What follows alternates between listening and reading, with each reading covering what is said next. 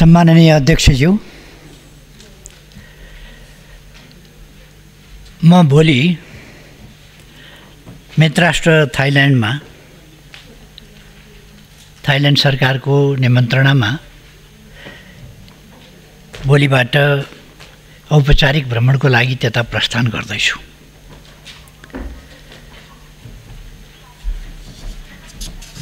कूटनीतिक सम्बन्ध स्थापना भएको 65 वर्षसम्म एकपटक धेरै अघि थाइल्यान्डका प्रधानमन्त्रीज्यूको नेपाल भ्रमण भएको रहेछ। तर हाम्रो तर्फबाट यी 65 वर्षहरूमा एउटा पनि औपचारिक भ्रमण भएको रहेनछ। त्यसकारण यसपटक औपचारिक भ्रमणको लागि म थाइल्यान्ड जाँदैछु। हामी नेपालीहरूको निकट छिमेकी बाहेकका देशहरूको भ्रमणमा गेटवेको रूपमा रहेको बैंककमा अहिलेसम्म औपचारिक भ्रमण नभएको सन्दर्भमा यो भ्रमण आफैमा अर्थपूर्ण छ, महत्त्वपूर्ण छ भन्ने म ठान्दछु। 19 गते अर्थात् अप्रिल 1 का दिन भोलि मेरो भ्रमण टोली बैंककतर्फ प्रस्थान गर्नेछ। 20 गते हाम्रो औपचारिक भ्रमण सुरु हुन्छ र भ्रमणको क्रममा महामहिम प्रधानमन्त्रीसँग थाइल्यान्डका प्रधानमन्त्रीसँग द्विपक्षीय वार्ता हुन्छ। यसपटक पर्यटन र संस्कृतिको सन्दर्भमा 2वटा समझदारी पत्रमा हस्ताक्षर पनि हुन्छ। दुई प्रधानमन्त्रीको उपस्थितिमा गैर सरकारी क्षेत्रबीच 6वटा समझदारी पत्रमा हस्ताक्षर हुनेछ। द्विपक्षीय वार्तापछि थाइल्यान्डका प्रधानमन्त्रीसँगै मैले संयुक्त प्रेस ब्रिफिङमा भाग लिनेछु। थाइल्यान्डका नरेशसँगको भेटपछि एक दिने औपचारिक भ्रमण समाप्त हुनेछ र यो एउटा औपचारिक भ्रमण आदान प्रदानको नयाँ सुरुवात हो। हाम्रो तर्फबाट त यो बिल्कुलै सुरुवात हो। 21 गते अर्थात् 3 अप्रिलका दिन बिहान थाइल्यान्डका प्रतिष्ठित व्यवसायीहरूसँग मेरो भेटघाट र छलफल हुनेछ। दिउँसो एसियन इन्स्टिच्युट अफ टेक्नोलोजीमा मैले सम्बोधन गर्नेछु।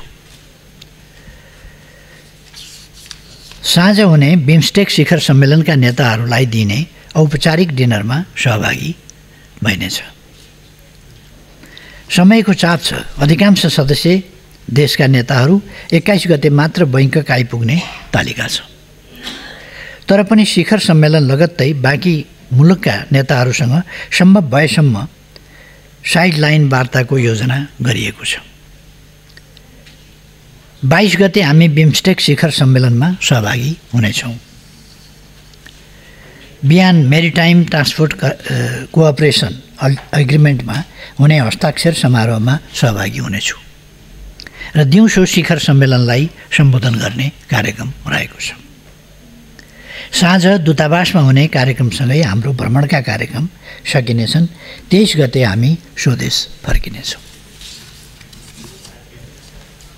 अध्यक्ष महोदय, गत चैत 15 गते 2वटा राजनीतिक कार्यक्रमहरूबारे प्रशासनलाई जानकारी गराइएको थियो। दुवै कार्यक्रम शान्तिपूर्ण र संवैधानिक दायराभित्रको हुने भनिएको थियो। शान्ति सुव्यवस्था कायम राख्दै विरोध आलोचनाको संवैधानिक अधिकार सुनिश्चित गर्न सरकारले हुन सक्ने अवाञ्छित घटनाप्रति आयोजकहरूलाई सचेत गराएको थियो। यस सम्मानित सदनमा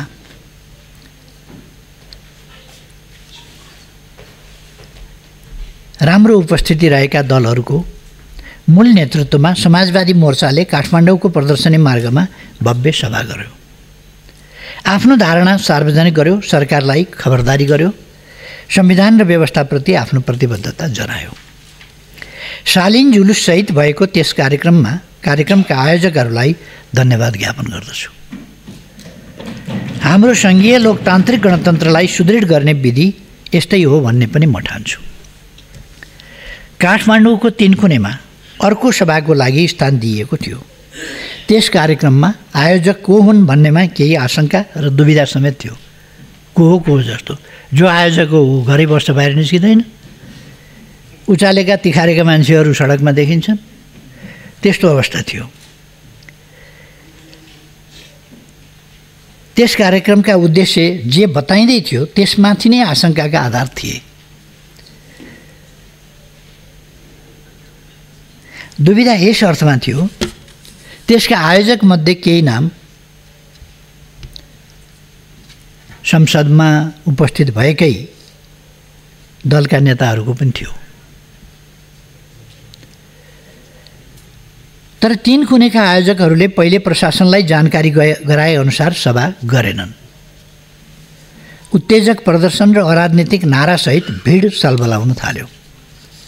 सभा वा मन्तव्य होइन, प्रदर्शनको कथित जनकमान्डर आफैले हाँकेको गाडी प्रहरीमाथि नै चढाउने गरी निषेधित क्षेत्र तोड्न दौडाइयो। भिड नियन्त्रण गर्न प्रशासनले गरेको प्रयासका विरुद्ध प्रहरीको बन्दुक खोज्ने, गुण्डागर्दी र कुटपिट गर्ने, प्रहरीमाथि ढुङ्गामुढा गर्ने, आक्रमण गर्ने, लुटपाट गर्ने र आगजनी गर्ने जस्ता वारदातहरू सुरु गरियो। हुँदा हुँदा निजी व्यक्तिको घर, सार्वजनिक भवन, सञ्चार गृह, पार्टी कार्यालय, औषधि कारखाना र सवारीका साधनमाथि ढुङ्गामुढा गर्ने, तोडफोड गर्ने, आगजनी गर्ने र डिपार्टमेन्टल स्टोरहरू लुटपाट गर्ने, तोडफोड गर्ने, लुटपाट गर्ने जस्ता आपराधिक घटनाहरू सुरु गरियो। निजी व्यक्तिको घरमा आगजनी मात्रै गरिएन, मानिसलाई भित्रै थुनेर बाहिरबाट ताला लगाई जिउँदै ढडाउने हिंसक आततायी कार्य भयो। अन्तर्राष्ट्रिय विमानस्थलमा आगजनी गर्ने र प्रज्वलनशील पदार्थमा आगो लगाई विस्फोट गराउने आतङ्ककारी काम समेत त्यस्ता प्रयासहरू भए। प्रहरीका सवारी साधन मात्रै होइन, आगो निभाउन गएका दमकलमाथि समेत आक्रमण गरियो। यी सबै निन्दनीय र खेदजनक कार्य हुन्। यस्ता घटनामा संलग्नहरूमाथि जोसुकै हुन्, जुनसुकै कभरमा किन नहुन्, कडा प्रशासनिक कारबाही हुन्छ। घटनाको विस्तृत विवरण उपयुक्त समयमा गृहमन्त्रीज्यूले राख्नु नै हुनेछ सदन समक्ष। घटनामा संलग्नहरूमाथि छानबिन सुरु भएको छ। यसका योजनाकार को हुन् र को संलग्न छन्, सरकारले यस सन्दर्भमा निष्पक्ष र निर्भीक छानबिन र अनुसन्धान गरिरहेको छ। यस घटनाको पृष्ठभूमिमा करिब 1 वर्ष अघिदेखिको घटनालाई अध्ययन गर्नु आवश्यक छ। सरकार व्यवस्था र संविधानप्रति अनास्था, घृणा र भ्रम फैलाउन एउटा तत्त्व त्यसै बेलादेखि क्रियाशील थियो, मौका खोजिरहेको थियो। धर्म, संस्कृति, परम्परा जस्ता संवेदनशील विषयमा अनावश्यक टिप्पणी गरी साम्प्रदायिक सद्भाव बिथोल्ने र खास समुदायमाथि आक्रमणमा उक्साउने काम गर्दै आएको थियो। ऋण तिर्न पर्दैन भन्दै ऋणीहरूको भावनात्मक संवेदनामाथि खेल्ने र बैंक वित्तीय संस्था ध्वस्त पार्ने खेतीमा त्यो तत्त्व सक्रिय थियो। यसैबीच पूर्व राजा ज्ञानेन्द्र शाहले गत फागुन 7 गते आफू अघि बढ्ने र साथ देऊ भन्दै वक्तव्यबाजी गर्नुभयो। त्यसको लगत्तै ठाउँ ठाउँमा स्वागत कार्यक्रम राख्दै जनमत भड्काउने काम सुरु गरियो। फागुन 25 गते कथित स्वागत सवारी आयोजना गरियो र चैत 14 गते समाज बिथोल्न लागि परेका एकजना अवाञ्छित व्यक्तिलाई आफ्नै निवासमा डाकेर कथित जनकमान्डर तोक्नुभयो र हिंसात्मक वारदातका लागि खटाउनुभयो।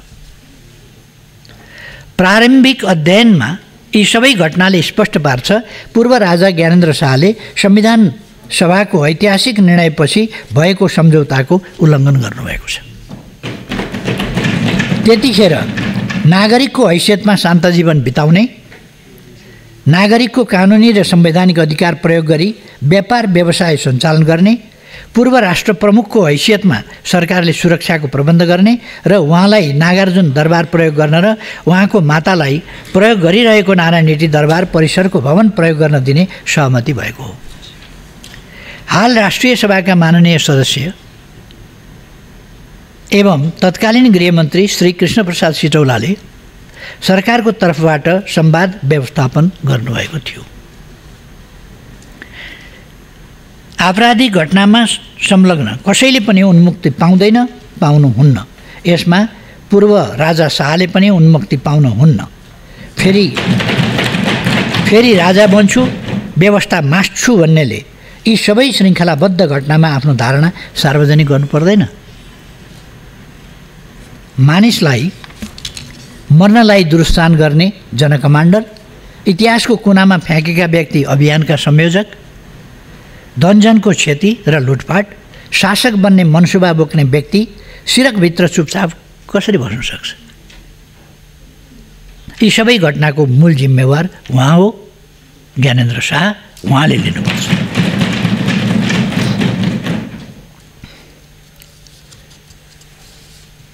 बाँकी छानबिन र कारबाहीको सिलसिला अघि बढिरहेको जानकारी गराउँदछु। ताज्जुबको कुरा त के छ भने दुनियाँका अगाडि सांसद भएपछि कहिले कहिले आफै मन्त्री उप प्रधानमन्त्री के भएर संविधान मान्छु भन्ने शपथ लिएर, ईश्वरका नाममा शपथ लिएर, देश र जनताका नाममा शपथ लिएर आफैले गरेको प्रतिज्ञा, आफैले खाएको कसम पालना गर्नु पर्दैन? शपथ पालना गर्नु पर्दैन? यो संविधानप्रति वफादार छु, संविधानको पालना गर्छु भन्ने शपथ पालना गर्नु पर्दैन? कि त्यो एउटा तमासा मात्रै हो? त्यो एउटा छद्म अवसरको खोजी मात्रै हो? त्यसो भएर संसद संविधानको विरोध गर्ने थलो होइन भन्ने कुरा म स्पष्ट पार्न चाहन्छु। संसद लोकतन्त्रको विरोध गर्ने थलो होइन भन्ने म स्मरण गर्न चाहन्छु। संसद संविधान सभा जसले लोकतान्त्रिक प्रणालीलाई व्यवस्थित गर्यो, गणतन्त्र घोषणा गर्यो, राजतन्त्रलाई विदा गर्यो, त्यो गरिमामय संसदमा आएर फेरि राजतन्त्र बिउताउँछु भन्ने कुरा, गणतन्त्रात्मक लोकतान्त्रिक प्रणालीको विरोध गर्ने कुरा, सङ्घीय लोकतन्त्रको विरोध गर्ने कुरा, गणतन्त्रको विरोध गर्ने कुरा, यो संसदमा संविधान सम्मत हुँदैन र असंवैधानिक क्रियाकलाप गर्ने थलो संसद हुन सक्दैन। म स्पष्ट पार्न चाहन्छु।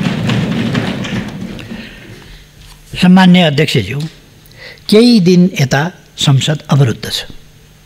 सुशासन र त्यसमा कम्प्रोमाइज भएका विषयमा प्रश्न उठ्नु स्वाभाविक छ। सरकारका काम कारबाहीप्रति प्रश्न उठाउने वा समर्थन गर्ने स्थल नै यो सम्मानित सदन हो। तर अहिले विषय सामान्य छ।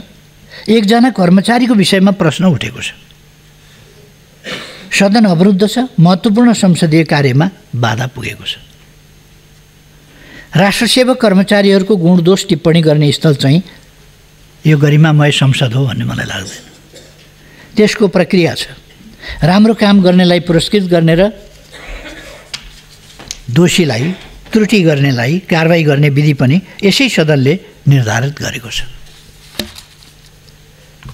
यति चाहिँ भनौँ, सामान्यतः कुनै पनि कर्मचारीबाट सरकारप्रति, विभागीय मन्त्रीप्रति, देशको हितप्रति प्रतिबद्धता देखिएन, लोयल्टी देखिएन भने कारबाहीको विषय बन्छ। विभागीय मन्त्रीको ठहर या मन्त्री परिषदले गरेको कारबाही ठिक छ छैन भन्ने कुराको निरूपण गर्ने पनि विभिन्न निकायहरू छन्, ठाउँहरू छन्। त्यसको पनि परीक्षण होला, हुने ठाउँमै होला। त्यस्तो अवस्थामा सरुवा गर्ने, जगेडामा राख्ने, स्पष्टीकरण माग्ने, नसिहत वा चेतावनी दिने वा पदमुक्त गर्ने सम्मका काम सरकारले गर्छ। यो मामुली कुरा हो। पहिले पनि भएको छ, अहिले पनि भएको छ। चित्त नबुझ्ने पक्षले कानुनी उपचारको हक राख्छ, त्यो पनि हुने गरेको छ, भइरहेको छ।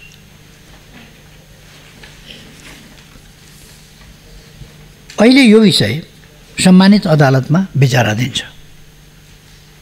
यसमा थप चर्चा परिचर्चा गर्न विधिसम्मत हुन्न भन्ने यस सम्मानित सदनलाई जानकारी नै छ।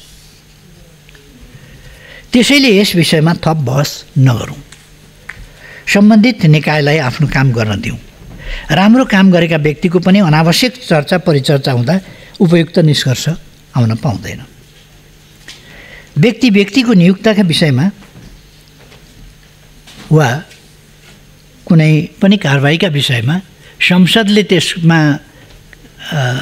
हात हाल्न थाल्यो भने, त्यसलाई आफ्नो विषय बनाउन थाल्यो भने कानुन निर्माण गर्नुपर्ने आफ्नो दायित्वबाट कर्मचारीको नियुक्ति, सरुवा वा कारबाही वा नसिहत वा प्रमोसन वा सम्मान पुरस्कार यी विषयहरूमा संसदले हात हाल्न थाल्यो भने संसदका काम कारबाही चाहिँ छुट्छन्, जस्तो अहिले छुटिराखेको छ। यस्तो नहोस् भन्ने म आग्रह गर्न चाहन्छु। र व्यक्तिको नियुक्ति वा अन्य कारबाहीका विषयमा यो गरिमामय सदन विभाजित पनि हुँदैन, हुन जरुरी छैन। बरु अबदेखि यस्तो गर्दा हुन्छ होला, लोकसेवाबाट नियुक्ति हुने बाहेक अन्य प्रक्रियाबाट सरकारले नियुक्ति गरेका व्यक्तिहरू सरकार फेरिँदा स्वतः पदमुक्त हुने विधि अपनाए हुन्छ। त्यो गरौँ। सल्लाहकारदेखि महान्यायाधिवक्ता र राष्ट्रिय योजना आयोगसम्म त अहिले पनि प्रधानमन्त्री फेरिँदा स्वतः फेरिने हामीले व्यवस्था गरेकै छौँ। अरू पनि पोलिटिकल एपोइन्टमेन्ट, खास गरी लोकसेवाले नियुक्त गरेका बाहेक अरूलाई त्यही विधिमा जाउँ, यसमा सल्लाह गरौँ।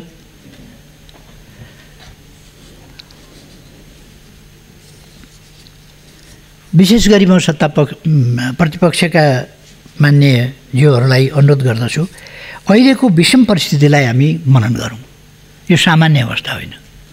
यस्तो असामान्य अवस्थामा यस्ता कुराहरूमा अल्झिएर एउटा कर्मचारीको विषयलाई लिएर यहाँ व्यवस्थामाथि हमला भइरहेको छ, यहाँ सुशासनमाथि यत्रो धज्जी उडाइएको छ, शान्ति सुव्यवस्थामाथि धज्जी उडाइएको छ, मान्छेका निजी घर पार्टीका कार्यालय तोडफोड आगजनी गरिएको छ, निजी व्यवसायमाथि हमला भएको छ, लुटपाट भएको छ। यस्तो अवस्था छ। प्रहरी हाम्रो दाजुभाइ होइन, उसमाथि के जस्तो पनि आक्रमण गरे हुन्छ, गाडी लगेर खिचिदिए पेलिदिए हुन्छ। यस्तोसम्मको अराजकता देशमा सिर्जना गर्न खोजिएको छ प्रतिगमनका लागि। यति बेला हामी एकजुट भएर जनतालाई जगाएर व्यवस्था र संविधानको रक्षा गरेर यिनलाई सफल बनाएर अगाडि जानु पर्नेमा हामी ससाना नियमहरूमा अल्झिरहेका छौँ। नअल्झ्यौँ भन्ने म आग्रह गर्न चाहन्छु। एकताबद्ध भएर लडेर ल्याएको हामीले यो सदनको अवरोधलाई अन्त्य गरेर एकताबद्ध भएर हामीले लडेर ल्याएको सङ्घीय लोकतान्त्रिक गणतन्त्रलाई सुदृढ गरौँ। हामी आफैले बनाएको संविधानलाई समृद्ध बनाऊँ, मेरो आग्रह छ। संविधानको जहाँसम्म कानुन निर्माणको प्रश्न छ, अध्यादेश 6वटा मध्ये एउटा हामीले पेश गरेनौँ। 6वटा मध्ये 5वटा समयभित्रै 5वटा दुवै सदनहरूबाट स्वीकृत भइसकेका छ। अध्यादेश स्वीकृत हुनुपर्ने कुरा भइसकेका छ। अब अध्यादेश भनेको कुरा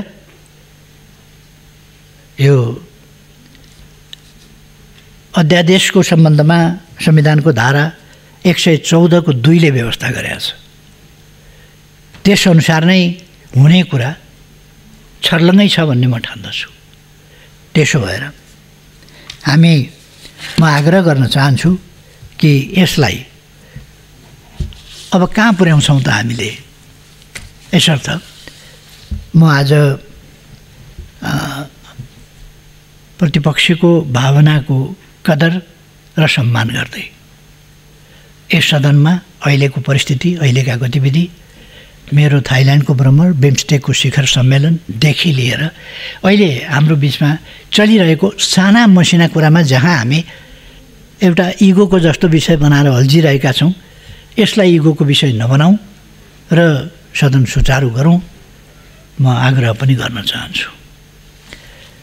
अहिले योभन्दा बढी भन्नुभन्दा अध्यक्ष महोदय फेरि एकपल्ट म ध्यान दिनुपर्ने विषयतिर ध्यान दिउँ, त्यसतिर केन्द्रित हौँ, मुख्य विषयमा केन्द्रित दिउँ, साना कुरामा नअल्झ्यौँ भन्ने आग्रह गर्दै आफ्नो भनाइ टुङ्ग्याउँछु। धन्यवाद। समय दिनुभएकोमा धन्यवाद।